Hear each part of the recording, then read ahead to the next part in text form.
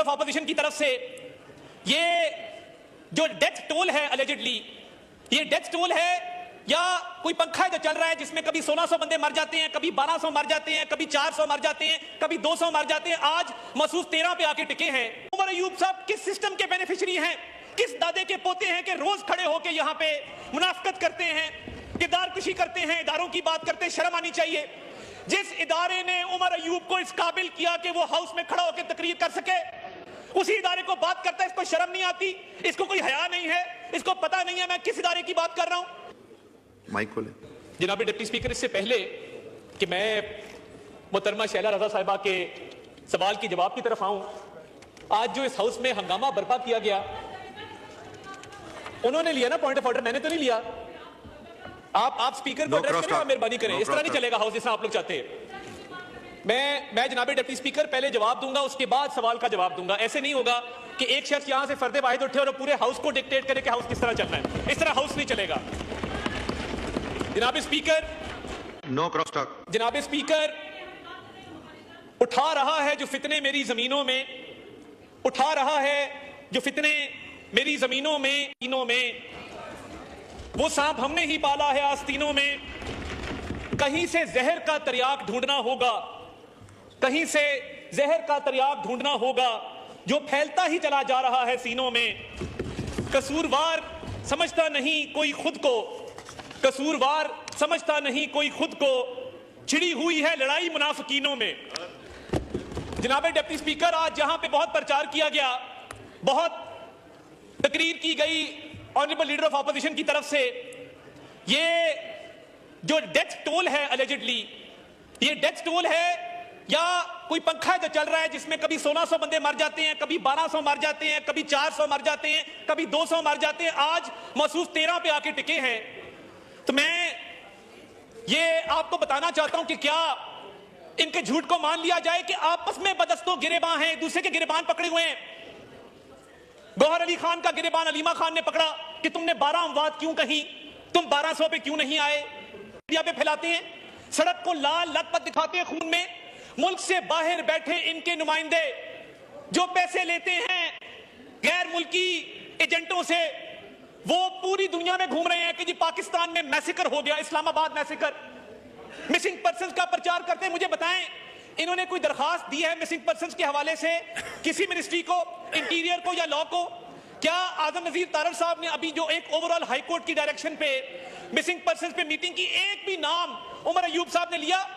उमर अयूब साहब किस सिस्टम के बेनिफिशियरी हैं, किस दादे के पोते हैं कि रोज खड़े होकर यहां पे मुनाफकत करते हैं, किरदार कुशी करते हैं, इदारों की बात करते हैं। शर्म आनी चाहिए। जिस इदारे ने उमर अयूब को इस काबिल किया कि वो हाउस में खड़ा होकर तकरीर कर सके, उसी इदारे को बात करता है। इसको शर्म नहीं आती, इसको कोई हया नहीं है, इसको पता नहीं है मैं किस इदारे की बात कर रहा हूं। जनाब स्पीकर, आज जो केपी के हालात हैं, आज जो केपी के हालात हैं, मुझे बताइए कुरम में लाशें क्यों गिरी? कुरम का अमन किसने खराब किया? ये इस्लामाबाद पे धावा बोल रहे थे जब कुरम में लाशें बिछी थी। इनके दौर में ये तो झूठा मुनाफकत पे मबनी बयानियां हैं जिसके जवाब में कभी लाशों का नंबर 1200 कभी 12 है। क्या साहिवाल में जिन बच्चों के सामने उनके वालिदैन को गोलियां मारी गई थी बानी चेयरमैन पीटीआई के दौर में, उनको ताजियत करने के लिए 8 क्लब रोड लाहौर में बुलाया गया, वजीर आला सेक्रेटेरिएट में दुआ की गई उन बच्चों से जिनके वालिदैन के सीनों में गोलियां मार के उन्होंने उनको शहीद किया था? क्या आज तक टीएलपी से हमारा सियासी इख्तिलाफ सही, जो टीएलपी के लोगों पर लाहौर में सरेआम गोलियां चलाई गई, उनके 25 बंदों को मारा गया, क्या इन्होंने कभी उस पर बात की? क्या मुल्तान के कासिम बाग के जलसे में भगदड़ मचने से जो 25 लोग इनके अपने शहीद हुए, बानी चेयरमैन पीटीआई तकरीर फरमा रहे थे और सामने लाशें पड़ी थी, क्या उनसे ताजियत की? आज इनको लाशें नजर आ रही है, मैसेकर नजर आ रहा है। बैठे हैं कासिम गिलानी साहब, पूछिए आप इनसे, क्या मुल्तान में भगदड़ मचने से लाशें नहीं गिरी थी? ये बात करते हैं यहां पे आके। और जो मुल्क से बाहर भी कैंपेन चल रही है, उसकी फंडिंग कहां से हो रही है? मुल्क के खिलाफ, रियासत के खिलाफ, इदारों के खिलाफ।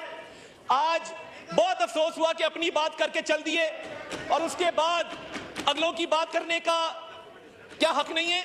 क्या इनमें इतना हौसला नहीं है कि ये बात सुन सकें? जनाब डिप्टी स्पीकर, ये वो लोग हैं जो बंद दरवाजों के पीछे आके, बिल्कुल ठीक कहा ख्वाजा साहब ने। एक मिनट मिनिस्टर साहब, बहुत सारे सवालात रहते हैं आखिरी बात सर ऑनरेबल सिर्फ मैं ऊ पे करना चाहता हूं, अगर आप इजाजत देंगे। नहीं, आप I move to next question then please. जी माइक खोले। वॉकआउट कर जाऊंगा सर, आप माइक बंद कर दें, मैं वॉकआउट कर जाऊंगा सर। सर बात यह है कि आज यहां से ऊ किया गया, काश 9 मई को ऊ किया होता और शहीदों की यादगारों को मस्मार ना किया होता। काश 26 नवंबर को भी सवाल का किया जवाब देना। होता। तार साहब आप इतने सीनियर, देखें ये माइक खोलें, माइक खोलें। आखिरी बात जनाब डिप्टी स्पीकर, जापान में जो जिन लोगों ने ऊ किया था वो काम भी साथ कर रहे थे, खाली ऊ से काम नहीं बनता, साथ काम भी करना पड़ता है। ऑनरेबल शैला रजा साहिबा ने जो सवाल किया, देखिए अभी फिलहाल पेमरा के पास जो एग्जिस्टिंग लॉ के तहत और रेगुलेशंस के तहत जो इख्तियार है उसके तहत नोटिस जारी किए जाते हैं, मगर प्री सेंसरशिप का कोई सिस्टम राइज नहीं है मुल्क के अंदर, और ना ही सेंसरशिप के हवाले से कोई हिदायत जारी की जाती है कि क्या कंटेंट ऑन एयर जाना है, क्या नहीं जाना। ये बात दुरुस्त है कि तमाम चैनल्स के लाइसेंसेस और उनकी रिन्यूअल ये पेमरा के पास है, मगर कंटेंट के हवाले से, पब्लिक सर्विस मैसेजिंग के हवाले से उनको एक जनरल गाइडलाइन इशू की जाती है। सेंसरशिप के हवाले से फिलहाल कोई ऐसी ना किसी पे कोई सेंसरशिप लगाई गई है, ना किसी को पाबंद किया गया है। वक्तन फवक्तन चैनल्स को यह जरूर कहा जाता है कि जो कोड ऑफ कॉन्डक्ट है उसके साथ एडहियर करें, और कोई ऐसी चीज जो मुल्क की सेफ्टी के साथ प्रेजुडिशियल हो या it causes prejudice to the system of the country, उसको ना चलाया जाए। मगर कोई इस पे तादीबी कार्रवाई फिलहाल नहीं की गई। जी बहुत शुक्रिया।